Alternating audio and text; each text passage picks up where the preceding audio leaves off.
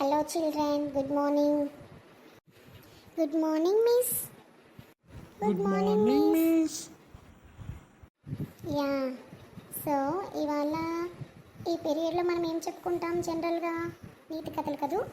Okay, ఈరోజు ఒక మంచి నీతి కథ తెలుసుకుందాం, ఓకేనా? Hey yes miss, hooray! ఇవాళ కథ పేరేంటో తెలుసా? నలుగురు స్నేహితులు. Nice, miss. స్టార్ట్ చేద్దాం. సో అనగనగా ఒక అడవిలో నలుగురు స్నేహితులు కలిసి జీవిస్తూ ఉండేవాళ్ళు. అవి చాలా అడవికి లోతులో నివసిస్తూ ఉండేవాళ్ళు. ఆ నలుగురు స్నేహితులు ఎవరంటే జింక, కాకి, ఎలుక మరియు తాబేలు. అవి రోజు మధ్యాహ్నం ఒక నీడనిచ్చే మర్రి చెట్టు కింద కలుసుకొని గంటల తరబడి మాట్లాడుతూ ఉండేవాళ్ళు. ఒకరోజు జింక మామూలు సమయానికి తిరిగి రాలేదు.